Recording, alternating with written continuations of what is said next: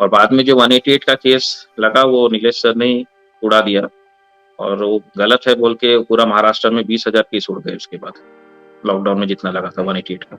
और आज सारा इंडिया में 188 का केस खारिज हो रहा है, और वो मेरे केस से ही चालू हुआ था। तो बाद में नीरज सर तो बहुत बाद में रहे। जी तो बाद में मिले आपको? नहीं, आप, मेरा ये कहना है कि जब आप पहले इस डिमॉन्स्ट्रेशन के लिए चले गए तो आपने और योहान ने तय किया कि डिमॉन्स्ट्रेशन करना है और ऑन दी स्ट्रीट उतरना पड़ेगा, बिना उतरे काम नहीं चलेगा। तो ये तो पहला एक्सपीरियंस होगा आपका भी और योहान का भी। तो योहान भी क्या डिमॉन्स्ट्रेशन में साथ थे? हाँ, साथ में थे ना, योहान भी साथ में था, सब जगह साथ में था।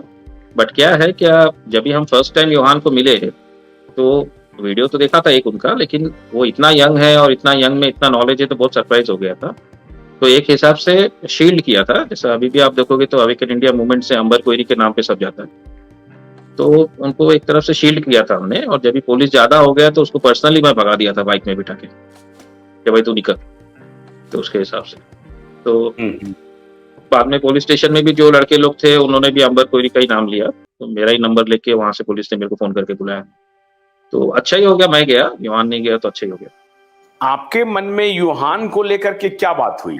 मतलब आपके मन में क्या चला, ये योहान ये ऐसा कैसे बोल रहा है? आपने कभी उसके जो कंटेंट वो बतला रहा था, तो उस कंटेंट पर आपने उसके इंटेंट पर कभी डाउट किया? नहीं नहीं जो नहीं, बोल रहा है इसमें सत्यता नहीं हो सकती है, क्योंकि आप तो बोल रहे हैं कि मेरे लिए नई बात थी वो। नहीं, देखिए हमारे पास बहुत सारे क्वेश्चंस थे, इतने सारे क्वेश्चंस थे कि हम सो नहीं सकते थे, और वो लड़का के पास आंसर्स था, और वो एकदम कनेक्ट हो गया हो, और उसके पास प्रूफ था, साइंटिफिक प्रूफ था, उसके पास रिसर्च डेटा था। वो कुछ भी ऐसा हवा में नहीं बोलता था, हर एक चीज का रिसर्च डेटा देता था कि ये रिसर्च है इसका और ये हुआ है। तो वो कन्विंस कर पाया, हम लोग को बहुत अच्छी तरह से कन्विंस कर पाया। इनफैक्ट हम ही कन्विंस हो गए, बिकॉज हमारे जितने क्वेश्चन थे उसका आंसर उसके पास था। तो हम लोग तो बहुत सरप्राइज थे, खुश थे, और इतना यंग बॉय इतना नॉलेज है बोल के। और फिर हम लोग का अच्छा रैपो जम गया, जैसे आपको पता है अभी भी हम दोनों के ऊपर ही 100 करोड़ का डिफेमेशन केस डाला है आधार पूना वाला ने। तो उसके हिसाब से तो अभी अवेकन इंडिया मूवमेंट के थ्रू तो हम लोग दोनों अच्छा ही काम कर रहे हैं। तो जो आपके बच्चे ने जो पहली बार उसके बारे में बताया था, उस शब्द के बारे में, जो नया प्रोडक्ट है जिसके ऊपर पूरा बवाल मचा हुआ है, उसका नाम जानबूझ करके मैं नहीं ले रहा हूं, तो उसके बाद एक तो असली जो क्रूसेडर है वो आपके दोनों बच्चे हो गए, जिन्होंने आपको थोड़ा सा मोटिवेट किया कि पापा ये कुछ और है ना? और फिर उसके बाद आप तहकीकात करने लगे, और एकाएक आपको विश्वरूप जी का भी वीडियो आप फॉलो कर रहे थे, लेकिन योहान के वीडियो मिलने के बाद आप फिर संपर्क में आए। तो आप और आपकी पत्नी दोनों, मैं जितना देख रहा हूं, निशा भी इस प्रकार से इन्वॉल्व हुए, तो एक बिजनेसमैन को क्या पड़ी थी? उनका तो सब कुछ दांव पे लग सकता था। आपको तो लगता कि हाँ मुझे तो पुलिस वाले बंद कर देंगे जिस वक्त आप डिमॉन्स्ट्रेशन कर रहे होंगे, तो उस वक्त भी आपको लग रहा होगा, क्योंकि आपका कोई इसके पहले का कोई एक्टिविज्म का कोई हिस्ट्री मैं नहीं जानता हूं। अगर कोई, क्या इस तरह की कोई हिस्ट्री है आपकी? नहीं नहीं, अगर कुछ है नहीं, तो बताइए। कुछ भी नहीं, कुछ भी नहीं, कोई पॉलिटिकल पार्टी से एफिलिएशन नहीं है, कोई ऐसा हिस्ट्री नहीं है, अपनी दुनिया में मस्त है हम, तो कुछ भी नहीं। लेकिन जब भी पता नहीं भगवान ने सोचा कि भाई ये बंदे से कराना है जो भी करना है उनका, तो कनेक्ट हो गए। आपका एक सोलफुल डिसीजन था, जो आपकी आत्मा कह रही थी कि नहीं अंबर ये काम करो, और उसमें फिर आपकी पत्नी भी 2 कदम आपसे आगे निकल रही थी, बढ़ रही थी, साथ नहीं चल रही थी। मैंने जो जितना देखा है कि निशा काफी तेजी से आगे बढ़ गई थी। तो ये दोनों, आप दोनों फिर योहान को जाते हैं। योहान में आपको एकदम रॉबिन हुड टाइप का आपको मिलता है कि एक यंग लड़का इतना शोध करके इतना तथ्यात्मक बात कह रहा है, तो ये आपको इम्पैक्ट कर गया? नहीं, 100%, 100%।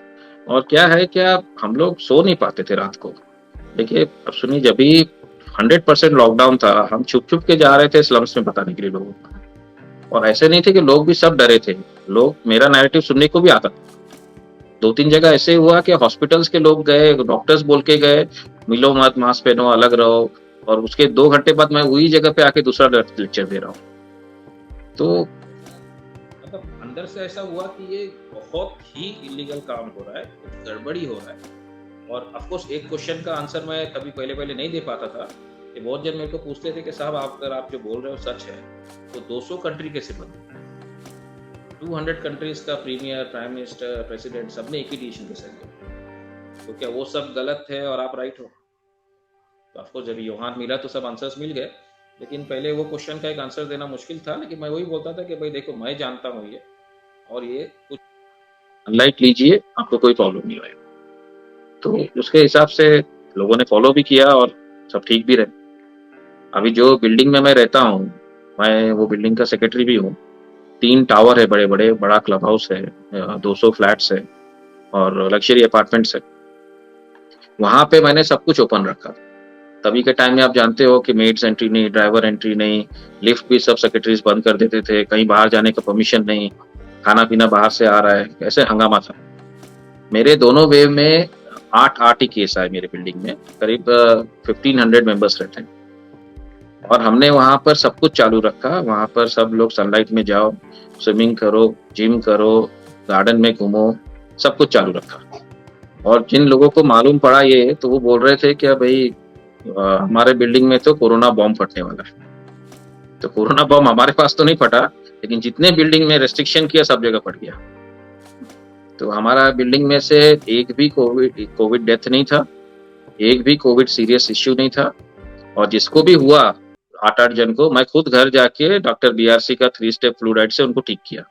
इनफैक्ट मैं तो उनका डोलो 650 सब फेंक दिया उठा के, और बोला आप ये लो, 3 दिन में ठीक हो गया। और वो हमने करके बताया, तो फिर लोगों का विश्वास भी बढ़ गया।